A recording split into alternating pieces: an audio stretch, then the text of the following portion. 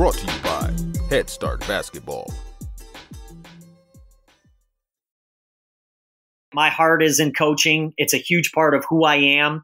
And I'm just looking for that next opportunity. I'd love to be a head coach again. But if it's an assistant position, I just want to make sure that it's at a great place with someone that I trust, and a great opportunity that I can continue to add value for that staff, that university, and ultimately those student athletes. Steve Kollar was the head coach at Concordia University Chicago for 4 seasons from 2019 to 2023.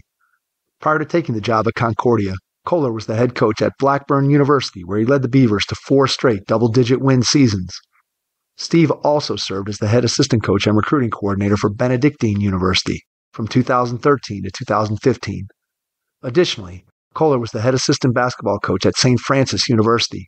While at St. Francis, he served as the staff's recruiting coordinator and head of strength and conditioning. Kollar also has coaching experience at the high school level. He was the head sophomore and varsity assistant basketball coach at South Elgin High School and coached the freshman basketball teams at West Aurora High School and Wheaton North High School.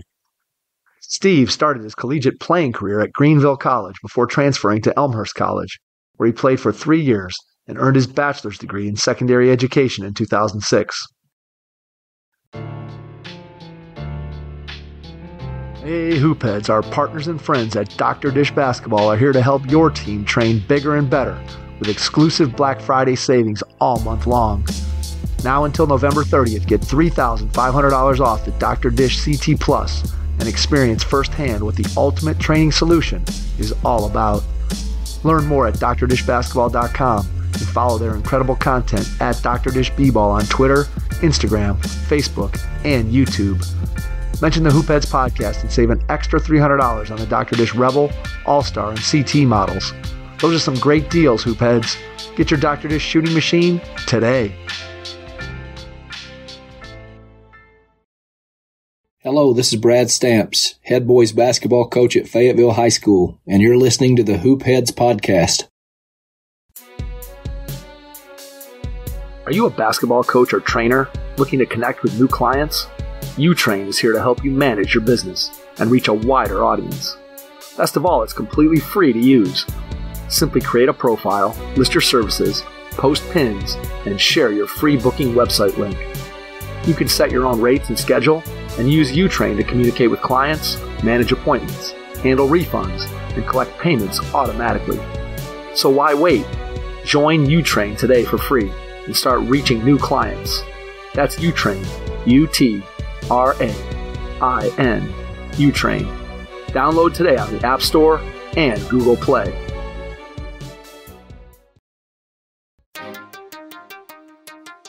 Prepare like the pros with the all-new Fast Draw and Fast Scout. Fast Draw has been the #1 play diagramming software for coaches for years. You'll quickly see why Fast Model Sports has the most compelling and intuitive basketball software out there. For a limited time, Fast Model is offering Hoopheads listeners 15% off Fast Draw and Fast Scout. Just use the code HHP15 at checkout to grab your discount, and you'll be on your way to more efficient game prep and improved communication with your team. Fast Model also has new coaching content every week on its blog, plus play and drill diagrams on its Playbank. Check out the links in the show notes for more. Fast Model Sports is the best in basketball. Be prepared to take some notes as you listen and learn from Steve Kollar, former head coach at Concordia University, Chicago. Hello and welcome to the Hoopheads podcast. It's Mike Klinzing here without my co-host Jason Sunkel tonight, but I am pleased to welcome back to the Hoopheads podcast former Concordia University, Chicago head men's basketball coach Steve Kollar. Steve, welcome back to the Hoopheads pod. Thanks for having me, Mike. I appreciate it. We are excited to have you on. Looking forward to our conversation. For those of you who are out there listening, and you may remember that when we talked to Steve last time, he and I had met at the Jay Billis camp, I believe back in the summer of, I think, 2018, if I'm not mistaken. Yeah, but I think that sounds correct. So just talk a little about where you are in terms of just your mindset and what you're hoping to accomplish here over the next year or two in terms of your career. Just give people an idea of where you're at. Yeah, absolutely. I think one of the major things is I'm just trying to weed and feed in terms of my mindset, right? Like there's negativity that creeps in and different things like that. And I've got to make sure that I don't allow that to kind of get in there and eliminate that stuff and then continue to feed it the right stuff. So I can continue to keep growing, not only stay sharp in my craft and in coaching, but continue to grow as a man, as a husband, so that when I do get this next opportunity, I can be an even better leader of men. And so where I'm at right now is I'm looking for that next opportunity where an administration will look into the situation and look into who I truly am and what's in my heart and what I've shown my entire career, and trust me with that. And just know that I'm somebody that's going to invest in those guys, everyone associated with the program, love those guys to death and give everything I have into that, and helping make a difference in a transformational way. And then currently I'm working a job. It's not coaching, which is it's a little bit of an empty feeling. Coaching, it's tough and you have late nights but I love it. And I love the opportunity. I never felt like some portion of the world feels like when they get up and they're like, man, I don't want to go in today. Right. Like they're doing a job that they have to do because they've got to answer the bell. And that's kind of a situation that I'm in right now. I'm just doing that because the bills don't pay itself. When you're in a tough situation, you got to find a way. And so that's what I'm doing. But I'm also working on some consulting, working with different programs, whether that's specifically offensively, whether it's the 5-out spacing or our man-to-man or our zone, or just, I've got 13 years of college experience and I've been through a tough experience as well in this situation. So if I can just be supportive and kind of act as a little bit of a consultant, a supportive consultant for guys that maybe are going through things, or it could just be simple decisions, that maybe they're struggling with. So doing some of that consulting so I can continue to stay sharp and grow. I'm going to some practices. But yeah, I mean, my heart is in coaching. It's a huge part of who I am. And I'm just looking for that next opportunity I'd love to be a head coach again. But if it's an assistant position, like I just want to make sure that it's at a great place with someone that I trust, and a great opportunity that I can continue to add value for that staff, that university, and ultimately those student athletes. This past season, Steve, who's had a tremendous amount of success in his years as a head coach, had a situation occur during his time with his team back in late December of 2022 and on into the winter and spring of 2023. So, Steve, I'm going to let you just sort of lay out the situation that occurred, and then we're going to talk a little bit about it and kind of talk about where you are as a coach in your coaching career and what you hope to accomplish moving forward. But let's start out with the situation that occurred this past season. Yeah, absolutely. Appreciate the opportunity to talk to you here. Yeah, obviously it was a very public situation, one that was really difficult for everybody, myself, my family, our guys, for them to go through it, and then just hearing and seeing and all these other things that were out there in the media. It was tough for sure. The situation, with our group and what we kind of developed from that last time that I was on was a pretty special group, a really strong culture, really good dudes that are invested in one another, and fully took ownership of what we did. We took over and we just continue to build it one day at a time by establishing a standard, right? That the way that we do something is the way that, whether it's in the classroom, how we treat one another, whatever it is as a teammate, it was going to be to the highest level. And we had some, really good success. We won a league championship. And then this past year, we started the year 8-0, was the best since 1969. We went on a California trip, and we had a couple injuries out there. We didn't play the greatest out there, but we battled. And we had our last night. We stayed so we could do some things with the guys and allow them to enjoy their trip. And then the next day, we went and did all the things that the guys love to do when you take trips. But we had some guys violate our team standard and broke curfew, as that's out there. And so we didn't address it at all. We just had a great day the next day. We flew back. We got in that evening on the 30th. And then on the 31st, we had practice anyways. But we basically met with the group. First, we met as a staff and we talked about it. And we met with the group and we just talked about decision making and the standard and, what has gotten us to this point and how that is going to help guys going forward. And we talked for about 20 to 25 minutes this afternoon just about, how important it is when you're a part of something, how important your decision making is. And we told them, we said, hey, you know what, we're going to do some work today and it's going to be tough. It's meant to be tough, but we're going to fight through it. And after we're going to have a great time. We actually had food catered in. We watched college football playoff and we went from there. But I'm totally transparent on this. What this workout was, that was, across the country as high intensity, it was stations. So it was probably about an hour and 20 minutes in total, not nonstop, but we had 1 minute stations. It consisted of a push-up station, a core station, one sprint station, running around the gym with a basketball above your head, and a 1 minute wall sit.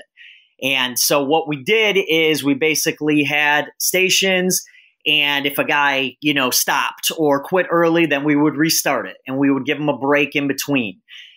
So that went forward. And what the coaches really didn't talk at all during that. When you do things that are tough, and any other tough workouts or workouts that I've been a part of, you kind of want your leaders to take over, right? And so some guys are kind of quitting pretty early, and then guys push one another and they challenge each other. And it really just became where guys were just kind of fighting, right? And they not literally fighting, but they were pushing each other, and kind of, it was in a way kind of rallying guys, right? Because you're going through some tough stuff. And your leaders took over and guys started pushing one another. And as I said, that was probably about an hour and 20 minutes. We had a training staff member there the entire time. We had water there the entire time. But the way that you get tougher is you do tough things. And so we finished that. And after we talked about it, hey, what is our standard? Do we, your standard is only your standard if that's what it is. If you continue to push it back, then you have a new standard. What do we need to do? Right? How important is this going forward? Who do we want to be? Right? When you're a part of something, you're sacrificing for that dude next to you.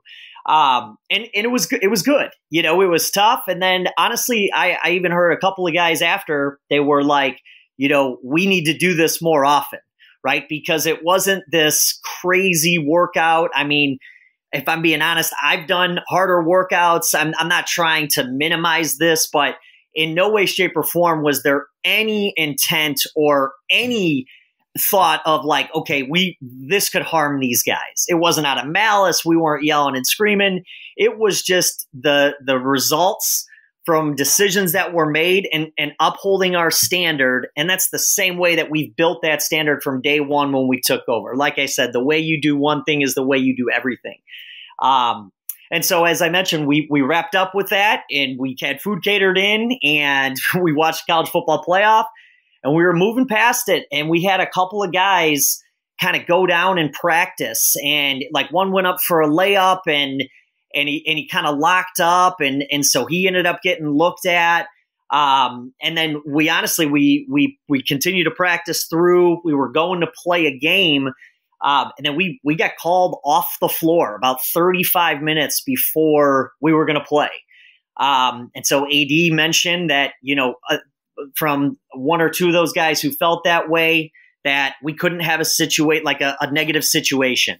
And so we got pulled off the floor. And so that kind of led to our training staff mentioned to the guys, as soon as we get back, everybody needs to go to the emergency room, regardless of how they're feeling. And then everyone kind of got their it's called the creatine kinase levels evaluated. And then there was a lot more after that. Obviously you can kind of read about it, but there was forfeits that were followed based on advice from the medical staff and everything. And then, the tough part about that was that once we were forfeiting those games, the President's Council voted that we broke the bylaws and unfortunately voted to cancel the rest of our season. So that was devastating. That was devastating for the guys because even through all this, we're going to acknowledge the situation, but I'm huge and our guys understand how, to be resilient, and it's not what happens, but how do you deal with it? Right. And it's like, hey, this might suck, but we're going to be okay. All right. We have a few forfeits. We're going to be okay. We're going to battle through this. But then unfortunately, like I said, that decision was made, and that's kind of where we were at. So, through that, I don't want to get into everything, but through that workout, that's where it basically went public.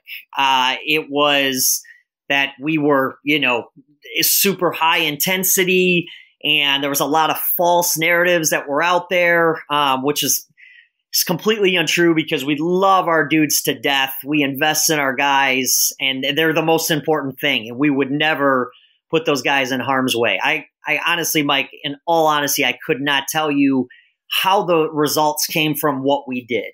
It didn't add up. And if I could change anything about that or go back, which obviously I can't, I would in a second. But that's kind of where it went. And then I'll kind of leave it to you if you want to ask some follow-up questions.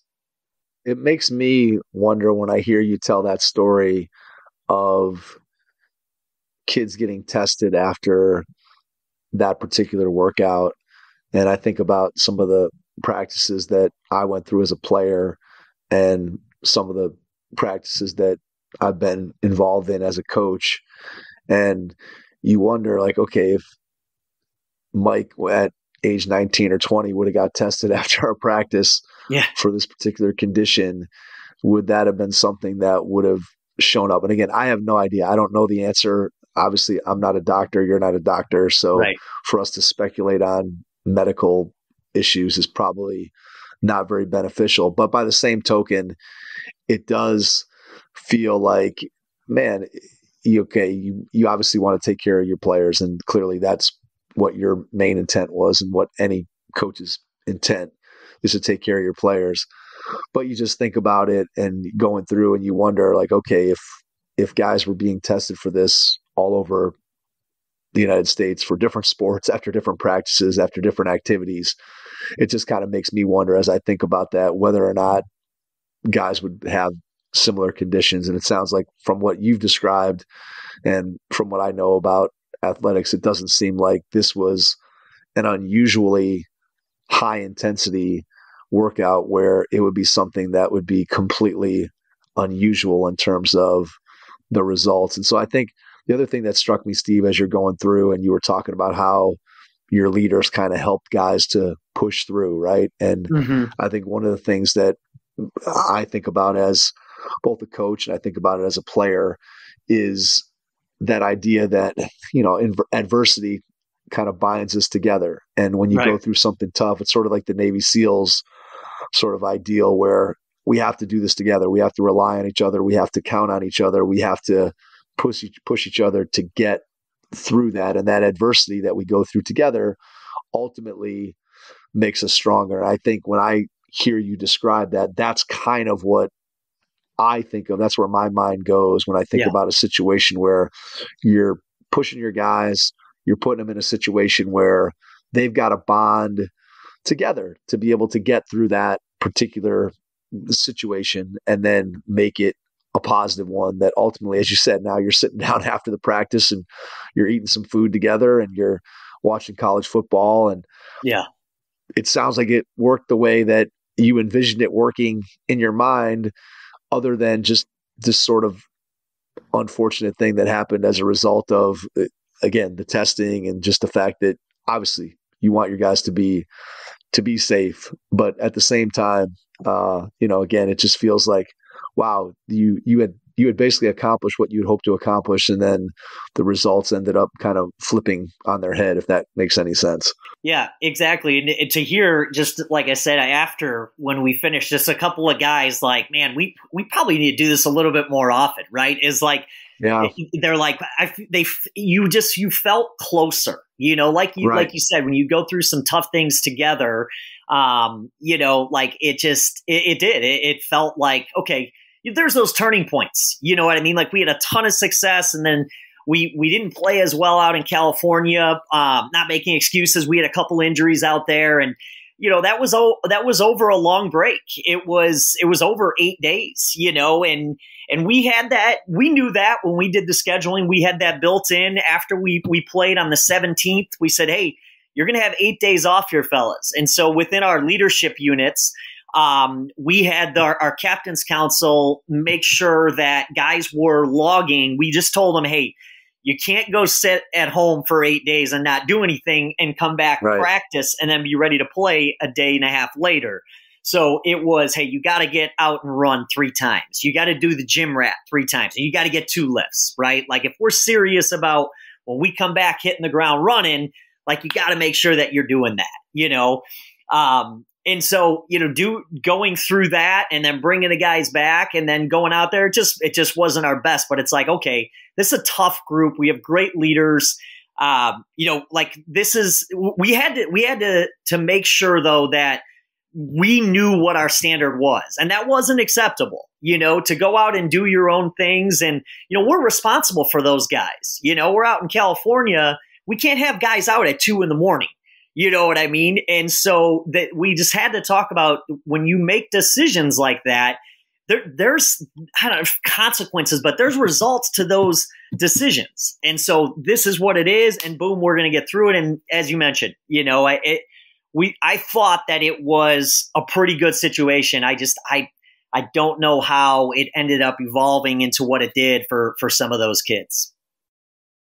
I think when you talk about being on a road trip, and obviously any coach who has taken a set of players on a road trip, whether you're talking about college players, high school players, AAU players, I think one of the things that you always have in the back of your mind is that you hope your guys are going to make good decisions. And clearly that's not always the case. Sometimes it is, sometimes it's not. And I think players know that if they take a risk of doing something, breaking curfew, doing something they're not supposed to do, that there's always a risk that there's going to be a consequence at some point. And I thought it was interesting when you talked about just that 8-day layoff and trying to come back. I remember when I was playing, we would always practice 6 days a week, and then we would always have Sundays off.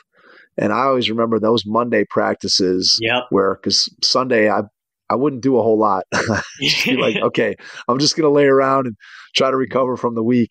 There was not, as I always say, there was not load management when I was playing. There was no thought process of, hey, Mike played 36 minutes in this college game. Maybe we should lay off a little bit and take a little bit of break. Now, that was not the case. So you kind of had to load manage yourself. And I did that on Sundays. But then I always remember coming back on Monday, I did not feel the same.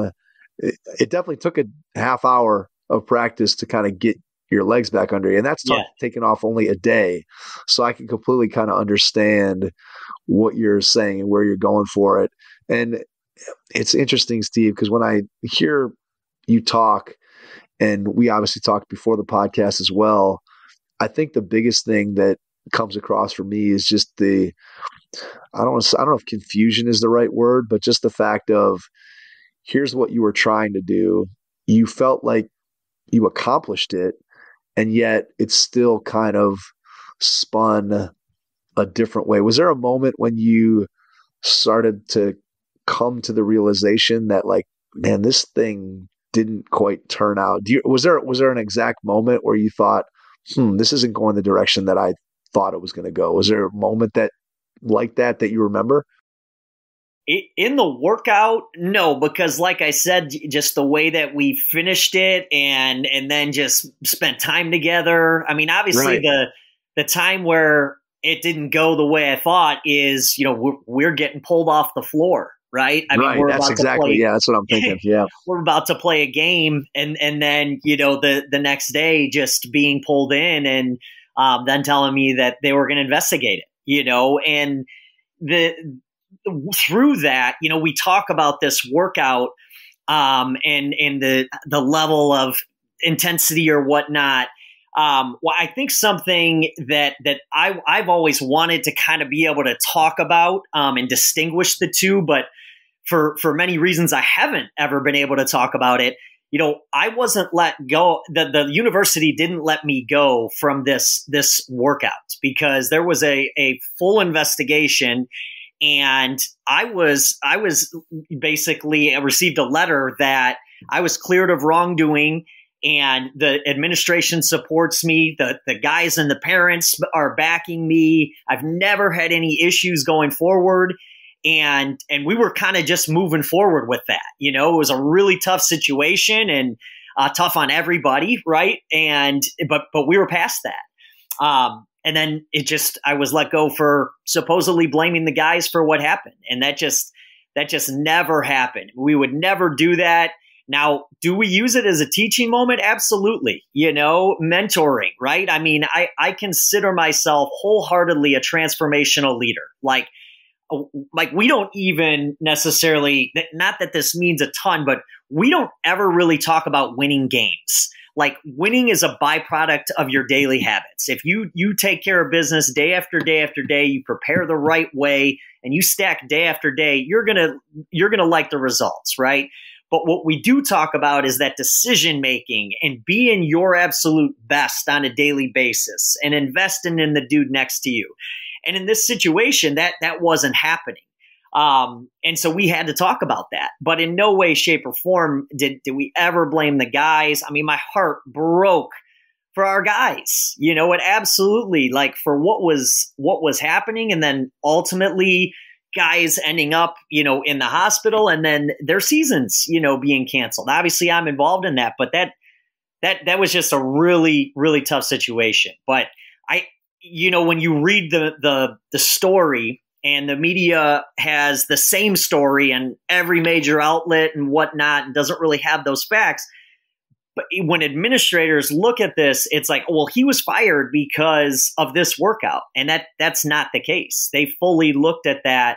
And then we moved past that. I was told that I had full support from administration, and then some things changed after the Zoom call where they told us the rest of the season was canceled. So I don't want to hit on that too much, but yeah, absolutely. I mean, we had best intentions in mind, and we would never do anything to put our guys in harm's way.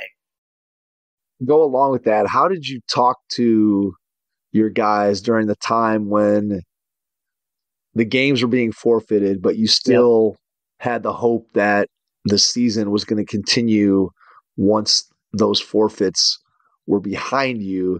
What were those conversations like with the players? Because obviously that's a moment where you're calling in on your relationship with them and talking about the same things that we just discussed earlier, where, look, this is some adversity that we're going through, and we're going to have to bond together to make sure that when our season does resume, that we're ready to play, we're ready to be together, we're still strong as a unit. So what do you remember about the conversations during that sort of intervening time where it didn't, obviously you didn't want the games to be forfeited, but you thought you still had a season going? What were those conversations like? Yeah, absolutely. Well, just even through that, when I was kind of being investigated and I was suspended during that time, just a ton, just hundreds of texts from my current guys, former players, but, coach, we're thinking about you. We love you, and I appreciated that. I mean, that got me through this whole thing, my support structure. But just, we're really big on control what you can control, right? Like, hey, we know what this is, and we're going to get through this. Like, we're going to get past this. And at some point, we're going to have to be where we need to be mentally, right? Like, it's tough, and does it suck? It does. But we're going to get through it. Just, and to our leaders and stuff, like, keep the guys up, keep them upbeat and positive, just kind of stay within one another and believe and invest in your buddies and your teammates, and know, that you have one another's backs. But just that, like, I tried not, it was tough enough for them because, I mean, their program is on the news and their coach, who loves them and they love, and like, you are invested in one another, like, is it all over the news? And so when you're a 18, 19, 20-year-old kid, like, everybody's hitting you up, right? Everyone. And so I just tried to make sure that they knew, like, hey, I'm good. I can't wait to be back with you. Like, we just need to let this kind of, go ahead and happen. And then we're going to get through this, and just control what you can control. Leaders, keep those dudes where they need to be.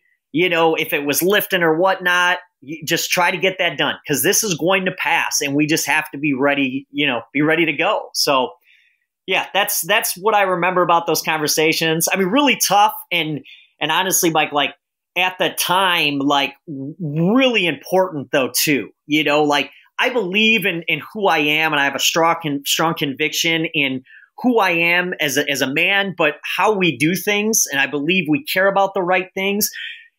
And it's not that doubt was creeping in, but you're just hearing so much negativity, and there's this false perception out there of who you are. And to hear from your guys just be like, Coach, we love you. We've got your back. Like, we're there for you, and I mean, that was huge. That was really big to be able to hear from them. So that's how we were approaching it during that time. I'm sure that support from your players, again, you think about being able to go through some adversity as players, that is going to bond the players together. But here's a situation where you went through some adversity, and it was the entire program, the entire staff, the entire players, everybody is kind of bonding together to try to figure out, how do we make it through this situation and get to the other side so that we can resume our season. And obviously that ended up not happening, and one thing led to another, and you ended up not being retained as the coach. Yeah. So let's work backwards, and let's talk a little bit about, what are some of the things that you feel like represented or were responsible for your success at Concordia as you built that program? What are the things that you built the program on, whether you want to talk pillars, whether you want to talk culture, whatever it is that you think, when you are asked the question, what led to your success? Just give me some ideas of things that you feel like you did at that program and that you will continue to do as a coach that led to your team's success. Yeah, absolutely. It's establishing the foundation, right? So it's the culture. And I know that that's a buzzword. I have no problems using that word. I know people are kind of straying away from it. That is everything about who you are, because culture is an action on a daily basis with every decision that's made. If a guy is late, does it matter? Or is that your standard, right? If a kid doesn't go to class, if someone is not treating somebody properly. So we had our pillars. We call it our Cougar Code. When I was at Blackburn, we kind of tweaked it a little bit, but it was passion, it was unity, it was humility, servanthood, and gratefulness. And that was not just that's on the floor. That is in everything that we do. That's what we look for. Every recruit that we recruited, we would send that to. And we told them that, this is kind of an audition for you. Like, we're recruiting you, but you're also recruiting us, because we want dudes that are bought into this, right? I always would say, like, we're the least cool program in the country, because it's not about flash, and it's about who you are on a daily basis, how you represent yourself, and what type of teammate you are. So just establishing that foundation and having really good people and bringing those people in that believe in and can take ownership of those things. And then it's just having that standard. I really believe it was just, we need to do things the right way every single day. And when we do the right things in class and we are handling ourselves, off the floor to a high standard, where we're always representing the program, the university, and our families and ourselves to the highest level at all times, that's going to trickle down into the way that we practice and compete and how do we handle adversity. But when you have a strong culture and you're building that culture, it's in action every single day. And, I say I will fight for that. Like, you fight for your culture every day. And through this, you asked me if these are things that I would continue to do going forward. I have a stronger conviction than ever in believing in what is right and in making sure that the guys understand that this isn't just, the basketball side of things. I mentioned earlier that I consider myself a transformational, leader, a transformational coach. What we talk about all the time, and this is one of the other things that has led from program to program, what we say and we talk with our guys and to recruits is we want to use basketball as a vehicle to teach life lessons while playing a sport that you love with dudes that you love. And our guys know, and anyone that comes in, hoops is important, right? It's largely one of the main reasons why they're there, but it's way more than that. It's what type of man are you? What do you develop? What type of father do you develop into? And on the basketball side, well, we love competing and we love the dynamic of sacrificing for one another. But it's the big picture. And that's where we try to make an impact in the lives of our guys in way more than just on the floor. And that's why we have that standard. That's why we do a quote of the day every single day, not even related to basketball, but you know what? How does this hit you? Like, what are you experiencing in your life right now? All right. What does this look like? Can you put this into action today? And how can we learn from other sports, other businesses that are really highly successful? But it's establishing that standard, getting a clarity on that, and then just getting an investment from the guys on that. And when the guys are holding one another accountable, and it's not necessarily the coaches, that's when you know that you're really kind of starting to get to something special. And that's what we had established at Concordia. When you think about establishing those standards, and obviously it's something that, as you said, you're talking about that all the time with your guys. And then eventually you want to get to the point where it's not just you who talks about it, but it's your guys that are talking with each other about, hey, this is what we do. This is what we don't do. This is how we act. This is how we don't act. And that's really when you get the program to where it's sort of living up to that vision that you hope for it to be.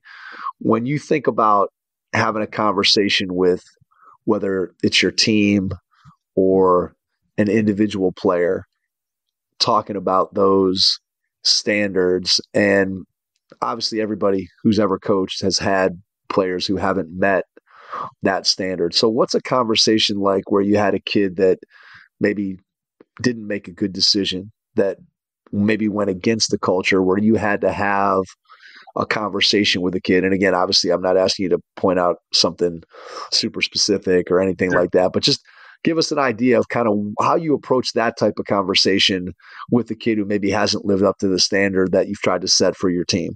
Yeah, absolutely. Well, I kind of will give you a specific one just because it'll be a little bit easier, just not going to class, right? That happens, right? College kids sometimes will miss class. But that's where our thing is. You are not here to sleep in and miss class and have your parents pay that money. Like, you're here to take advantage of this whole experience. And we're going to go to class, and we're going to sit in the first 3 rows with no hats, no headphones. And we're going to make sure that we're locked into what's going on. And we're not only there present, but we're integrated with what's happening. And so if a guy, which we had a couple different times, we do class checks, right? And so, you meet with the kid. We had a freshman that was missing class a little bit. And so we would sit down, we meet, and we go, all right, hey, what's going on here? Like, why weren't you at class? Because we know, right? We know everything. Why weren't you at class? Like, coach, I slept in. It's like, okay, well, the expectation is that you get to class, right? Yeah, yep, for sure. Okay. Well, and when we talked about it, we said, we're not going to miss class. Like, how important is this to you to be here, right? Because you understand what our standards. So I think, like, the important thing is, having that kid kind of tell you what happened first, right? And give their story. And everyone makes mistakes, right? But it's about learning from those, and not only learning from them, but understanding why it's important, right? Like, yeah, you know what? I didn't think about that. Like my guy, that dude that's a senior, he is counting on me, right? And my parents are paying good money. And oh yeah, this is my life.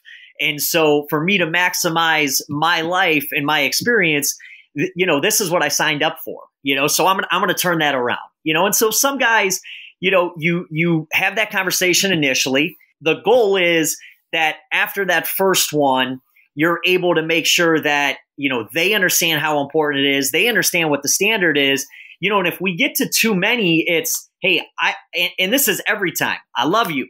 I love you to death, my man, but you got to make sure you are getting to class, right? Right. If it gets to a point where it's too many of those, not everyone just gets this. I still love you. I care about you, but maybe you'd be better off doing something else, because we've talked about what our standard is. There's clarity there. You understand it. And in order to be here, you got to meet that, you know? So it's acknowledging the mistake, understanding it, learning from it, and then growing from it. Your first impression is everything when applying for a new coaching job. A professional coaching portfolio is the tool that highlights your coaching achievements and philosophies, and most of all, helps separate you and your abilities from the other applicants. The Coaching Portfolio Guide is an instructional, membership-based website that helps you develop a personalized portfolio. Each section of the Portfolio Guide provides detailed instructions on how to organize your portfolio in a professional manner. The guide also provides sample documents for each section of your portfolio that you can copy, modify, and add to your personal portfolio. As a Hoopheads Pod listener, you can get your Coaching Portfolio Guide for just $25. Visit coachingportfolioguide.com/hoopheads to learn more.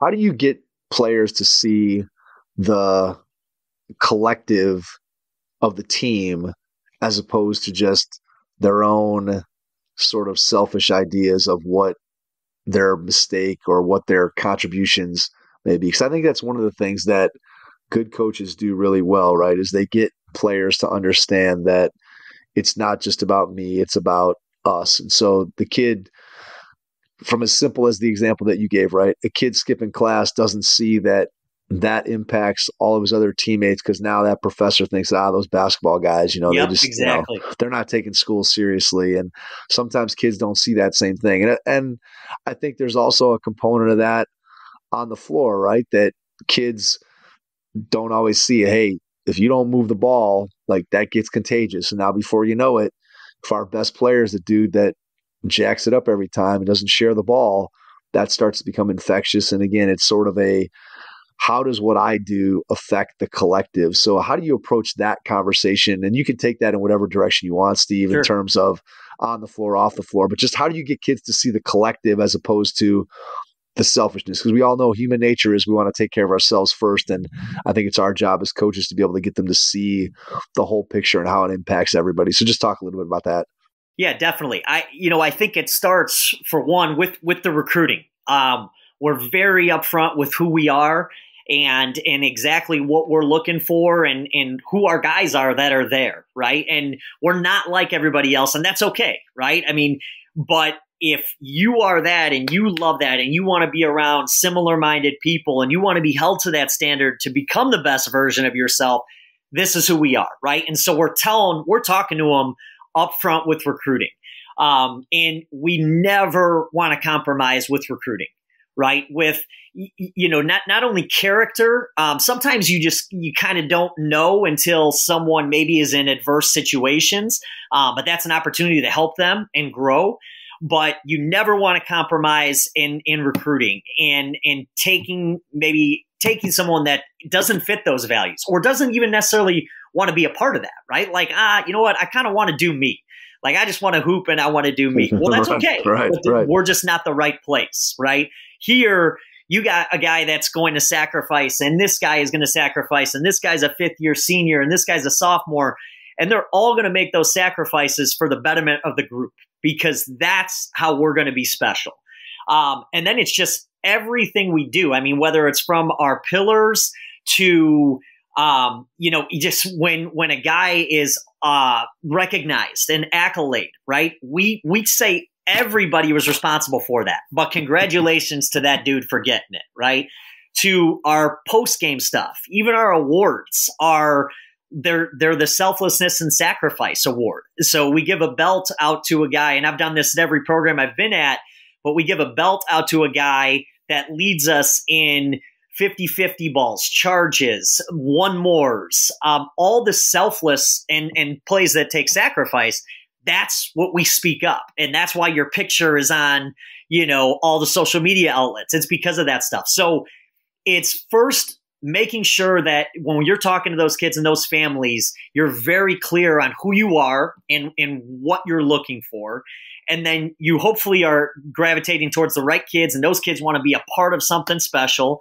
And then it's just daily, everything you do in your messaging. And then I'll be really, what's huge is what we mentioned earlier is your guys taking that over. Right? Like your sophomores, your juniors, your senior, your leaders, that captain's council, giving them the opportunity to take that and take ownership and have them lead, right? Because, I could tell a kid, 3-4 times or whatnot, but if I go and I talk to my 5th year senior, I'm like, hey, you got to talk to him. He's not going to class, right? We dealt with that with you when you were a sophomore. So you understand what he's doing. You need to talk to him in your own way about how important it is. And this is what we do, right? And how that's going to benefit him, but it doesn't just affect him. Anytime you make a decision, it always affects more than the person making the decision, especially when you're a part of something. It affects everybody that's in that group. So it's like the culture, like it's daily. It's your messaging. It's everything that you talk about. It's we, not me, not to be cliche, but it's everyone kind of sacrificing for the opportunity to be a part of something pretty special. Tell me about the Captain's Council. How do you use that? Yep. So I meet with the Captain's Council every week. Typically, I'll meet with them on a set day, and we'll usually have a little bit of breakfast or whatnot. We may be reading a book. I've done it a little bit different over the past couple of years. Sometimes each guy gets a book. A lot of times I'll buy it for them, and then I'll ask them to kind of pick a couple of things out there that really hit home with them, or we may have a theme. But the very first thing that we talk about is how are you guys doing? How are we doing? Tell me not what you think I want to hear, because for me, that's an opportunity of I need to know what's going on with you guys, right? And so I want them to tell me how they're feeling. Coach, we're a little bit tired. We're a little bit run down. Okay, how can I help you? Where do you need me to help you in terms of that? Okay. And then what we had them report on is they have leadership units. So our Captain's Council is selected, and then we have leadership units within that. So each captain has about 3 or 4 guys, and they are served supporting and connecting with them on a weekly basis. And so we discuss how they're doing that. Okay. How are you serving this guy? Okay. How are you connecting with him? Okay. We're going to gather, and this is, they're all doing it their own way, but they're going to kind of report back on that. Coach, we met as a group and we all hung out in the dining hall for an hour and a half or whatnot. And we just talked about what's going on in our life. We may have done a tutoring session. Okay. Hey, he's struggling a little bit in that class. Why don't you help him out there? Right. Or this guy's going through some tough times right now. Don't necessarily dig too hard, but just tell him you're there for him. Right. And so what we're trying to do with that is twofold. We're trying to help teach those captains how to lead. Right. And it's not necessarily just the loudest voice in the room, but it's the guy who is willing to give his time. Right. He's willing to listen. He's willing to be vulnerable, and he's got to be tough at times as well and speak up. But how are you connecting with the rest of your guys? And that just builds your group closer together. Right. If someone sits down with me like that, it's man, this dude really cares about me. He doesn't have to do that. He's got a million things going on, and he's asking me how my family is doing, and how my relationships are going and everything like that. So like I said, we meet with the guys on a weekly basis. We have a theme. We typically go through all of that, report back on their leadership units. I give them the schedule for the week. And then I ask them if there's any concerns that they have. Like, what do I need to know? Like, is there anything that I need to know? And it's really just open. Like, I tell them, like, this is between us. All right. But I need you guys to tell me what the vibe is, what the pulse is. And then I'll give them some things to take back to the team of like, this has got to be our message, right? We're in lockstep on this. Like, you guys are the voice. You are the face of our program here. Right. And we've just got to make sure that we're all on the same page. So we're really ultimately trying to empower those guys to lead and take ownership of that. What's the funniest thing anybody ever brought to you during the Captain's Council? During the Captain's Council, funniest thing. I don't know. Maybe most funny, off the wall like, things. So. Guys will just be like, I'm just really sore, coach. Like, I'm just, I'm really sore. Or, one of my main dudes was like, coach, this class it's kicking my butt. Like, it's killing me. It's like, okay, well, let's talk about that. Hey, you're in that class, right? Or you just had it last semester. Why don't you help him out? Right. You got an A in there. So, but it's lighthearted as well, but it's open and I just want to make sure that those guys know that I'm there for them, right? And then ultimately, they're leading our group. They really are. They're the ones that are taking that responsibility and then connecting within those leadership units. And then ultimately, obviously, you have your individual leadership units, and then you kind of combine those, right? And then that's kind of galvanizing and connecting the entire group, not just within their small leadership unit. And then the other part that we'll do with that, to be competitive though, is in certain drills, we'll be like, hey, you two take your leadership units, you guys there. So now they're even tighter, right? Because now through competition, they're becoming even closer. And they're just really building that bond within small units and then kind of taking that back to the entire group. Love that idea of having guys lead those smaller groups. I think so often that you end up when you have a captain and that captain's trying to lead. And I think a lot of times we as coaches sometimes just give kids and say, hey, you're the captain or you're our leader. But then we don't really provide any structure for that kid to lead under. And I think a lot of times it leaves kids sort of floundering of, okay, I'm trying to be a leader, but I'm not sure what that means. And there may be some kids that I'm closer to that I feel comfortable leading. And then maybe there's some other guys that maybe I'm just not as close with on a personal level. So I don't feel like I can lead them in the same way. So I think breaking it down into those smaller groups, I'm sure that by providing that structure and limiting the size of the people that each one of those leaders in the Captain's Council is trying to lead. I'm sure you found that to work really well, because I think, again, when you have just a captain or two for a 15-man roster without much structure, I'm not sure that the captain ends up being much more than a ceremonial position. Right. Absolutely. And I'll take it a step farther. What I've learned is, oftentimes we're trying to put those guys in situations which we have a voting system. So they get elected by their peers, and we have like a full contract and everything. But it's, hey, are you willing to accept these responsibilities? Is this something you want? But digging even in more to that, where I know that I've been in situations where it's like, you know what, this guy needs to be a captain. This will help him. And that's not what they want. Like that is not what they want. And it's like, selfishly, you are like, I'm trying to push this kid over, like try to help him grow. And some of those guys, that they just don't want that. And I think we're guilty. I know I am, but guilty as coaches sometimes of like just putting those guys in that position. Maybe they're not ready for it, right? Maybe they can lead in their own way, but they're not taking on that sort of role. And it's just something that I'll address even more going forward of like, hey, your teammates selected you here, and they selected out of these 5 categories, you were ranked the highest in all of them. is this something you want to do? Because those dudes they're gonna look up to you, but you have to truly want to do that. And that's something that I'll look into a lot more going forward. In your mind, what are the characteristics of a kid that makes a good leader on the teams you've coached? A guy that's selfless, a guy, that does it by example, that every single day, he's doing the right things on and off the floor to the best of his ability. I mean, again, people make mistakes, but somebody that serves, that you have to serve. Like, if you can't serve, it's just captain in name.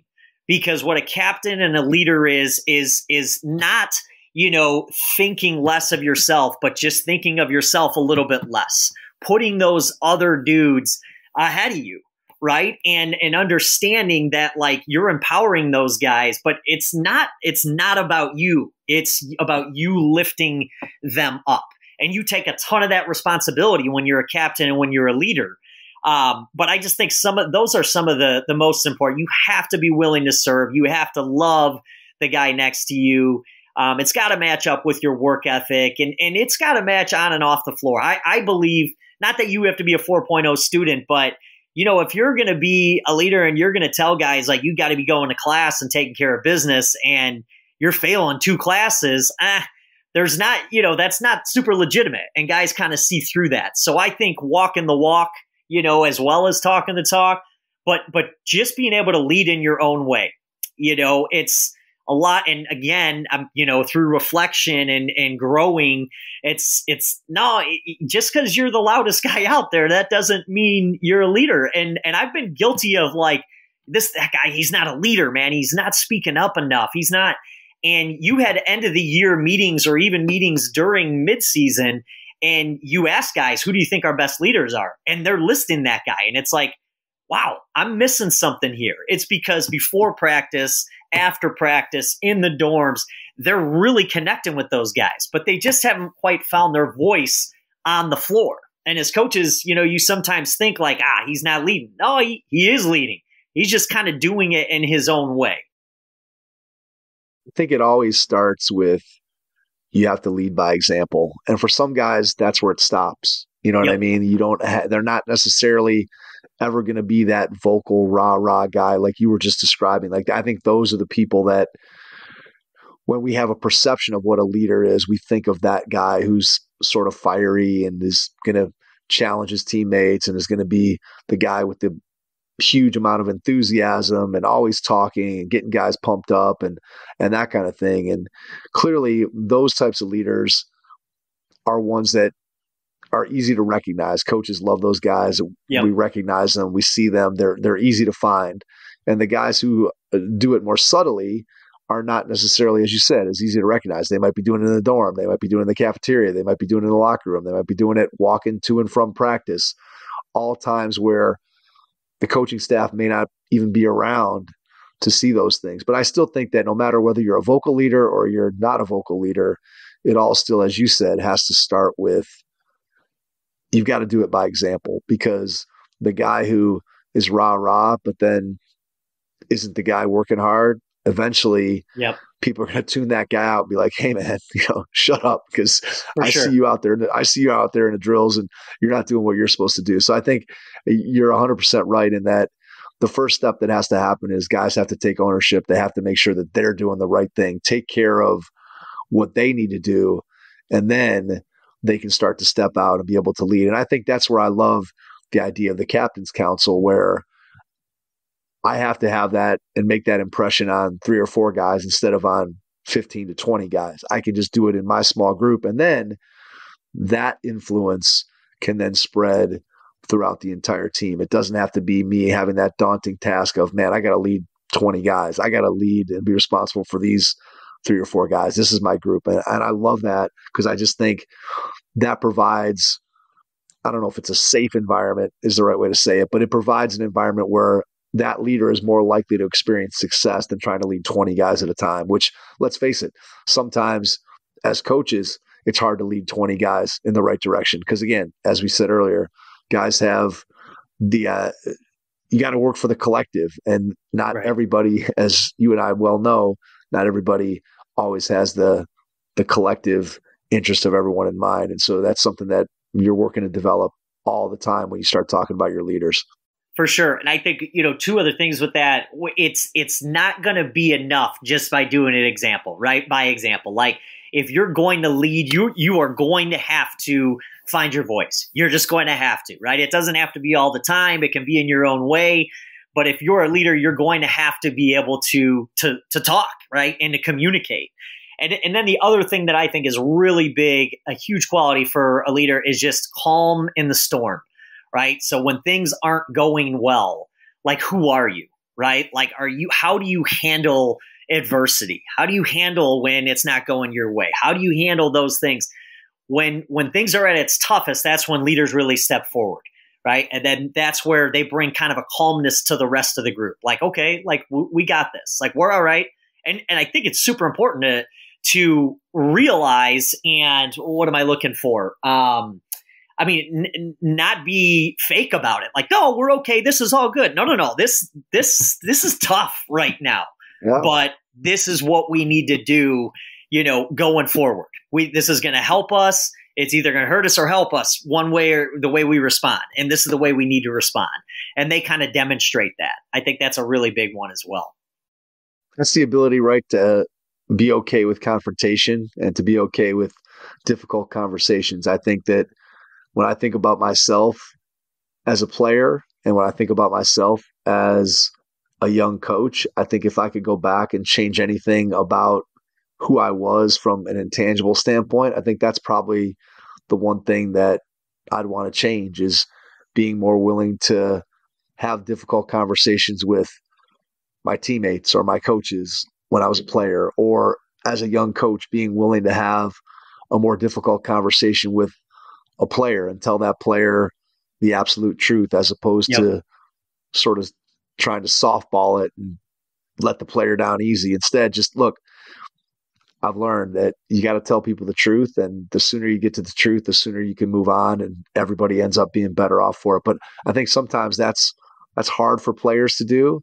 And I think as coaches, we get better at that as we go along, because we just realize that, and some of us end up getting burned. That, hey, I wasn't completely honest with this kid because I wanted to kind of softball it, and that ends up a lot of times, I think, coming back to bite you. So I think it's a really important idea, and I think that's what you're getting at, is that you got to have the ability to confront people and have those tough conversations in order to get to where anybody wants to go. Yep, absolutely. And sometimes, you're not going to always be liked, right? You don't want to have, negativity or anything, but you can't make everybody happy all the time. If you are, I heard this a long time ago, if everyone's happy, you're not doing it right. You have to be willing to have those. That is so true. Those tough conversations. And honestly, like, again, if we're trying to make a difference for that kid, that student athlete, like, we can't enable them. Like, we're doing a disservice to them if we're just, don't worry about it. No, like, we have an opportunity to teach right now.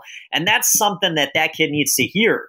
And then to take it one step further with the leaders, when you talk about like guys that, are invested in one another and they love you, and we tell them all the time that when you have someone in your life that loves you, they're going to tell you what you need to hear, not what you want to hear, because they care about you. They're not there to coddle you.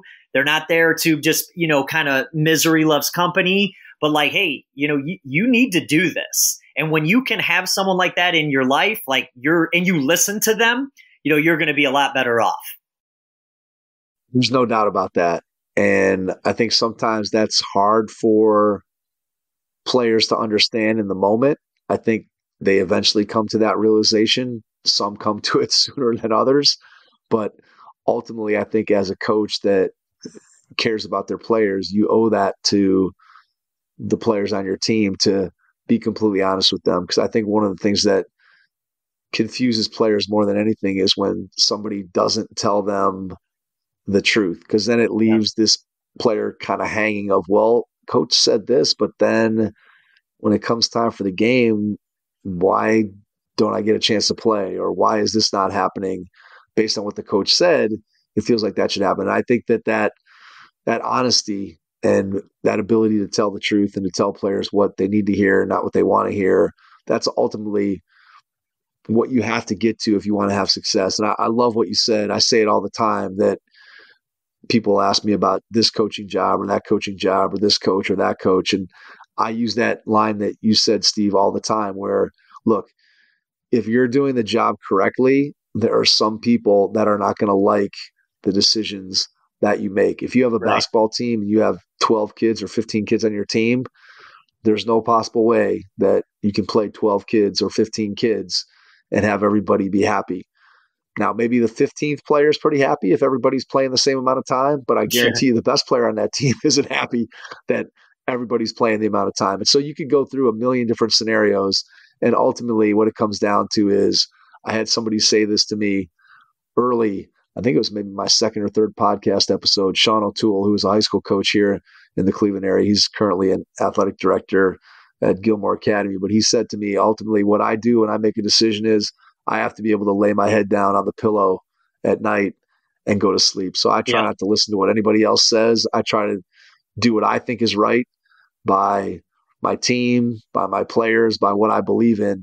And if I do that, I know that when I go to bed at night, even though I may have angered somebody somewhere, I know that I can go to sleep understanding that I did what I believed was in the best interest of my program, my players, myself. And I think that's a really good way to think about it, a really good way to judge what you're doing. And I think that anybody who's in the coaching profession, right, I think we spend a lot of time self-reflecting to kind of be able to grow and think about what we do and analyze. And that self-analysis, I think, is a really important skill as a coach. Would you agree with that? Yeah, absolutely. Well, when you take that role as a leader, as the coach, like, you're accepting that responsibility. Like that's your job, right? Like, it's to develop those people, but you have to make the decisions that need to be made that are maybe unpopular. And then when you have captain's council and leaders, like, it's that same thing.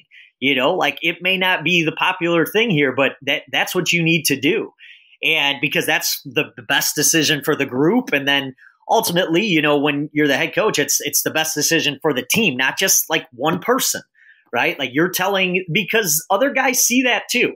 It's like, well, hold on. Like, you said we were about this, but that doesn't speak to that. That's not matching up there, and ultimately if guys know, and you're honest with them most of the time, even if it's later and they disagree at the time, they want to know that. And a lot of times they'll come back and be like, you know what, like, you're right. I do need to do that. So it's better for everybody in the long run. You don't have to, make some story up, or if you're telling a guy something and then like try and keep track of what you're telling people. Like, you guys got to be who you are, be genuine, right, and believe in what you're saying, and just be upfront and honest.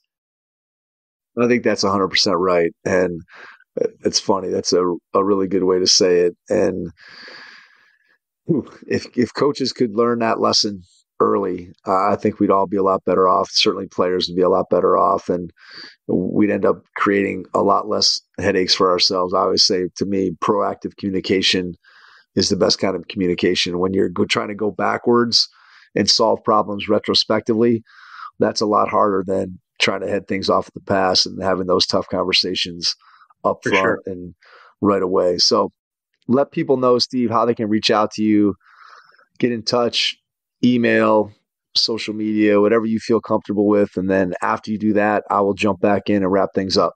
Sounds good.